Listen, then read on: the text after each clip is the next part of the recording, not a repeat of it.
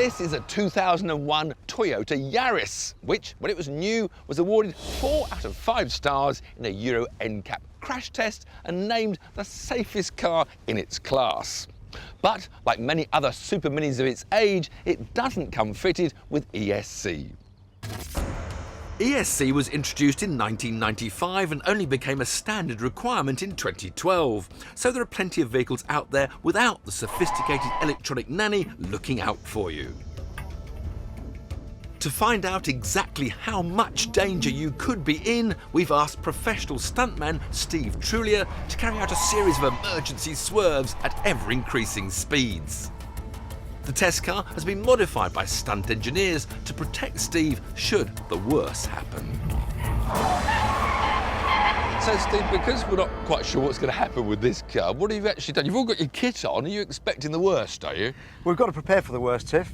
So we've prepped the car, put some harnesses in, put a race seat in as well, which has been bolted down and put into place, stunt tank and a roll cage. Stunt tank? What's stunt that? tank? Oh, the fuel tank? It's a fuel tank that won't allow the fuel to spill out. Okay. So if we do roll it over, exactly, there's just a little bit in there, just enough to do the job. And if the car rolls over, the fuel should stay in there.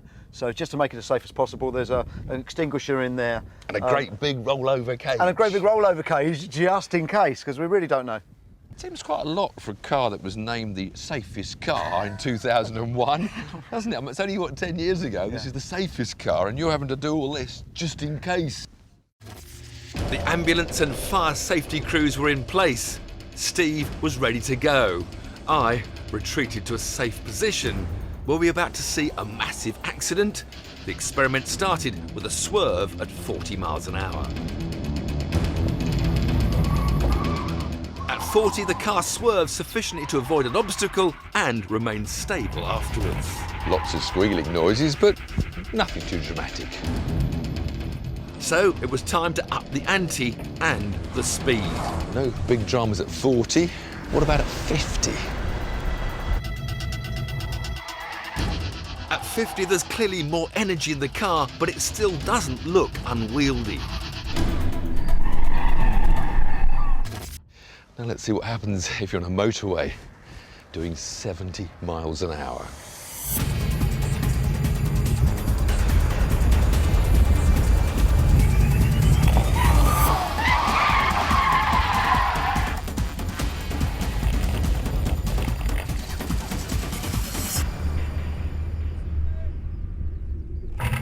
Superb.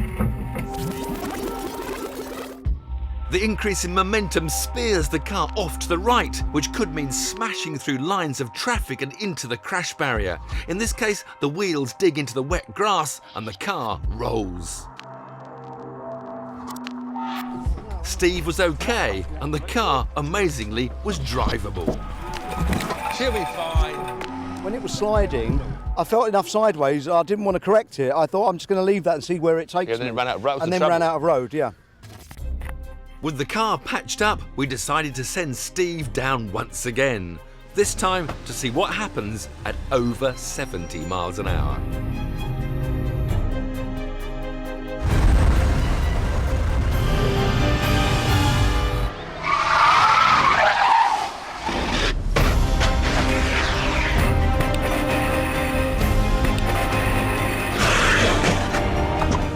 As Steve worked hard to dodge an imaginary obstacle, the car skidded right, then flicked left, tipping onto 2 wheels. A split second later, it was on its roof, before going full circle and popping back onto all 4 wheels.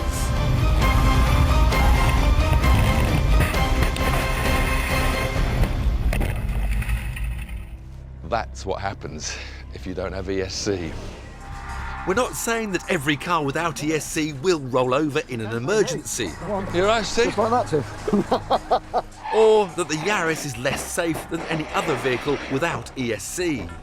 Oh, they'll probably polish out. You'd like to have another go, maybe, wouldn't you? You're enjoying it so much. Well, thank you very much, Steve, for demonstrating to everyone Absolutely. what it's like. But when it comes to buying your next second-hand car, you'd be wise to choose something that does have this life-saving system fitted. Ready, steady, go! My God, what a monster! I hope the boys got that on video.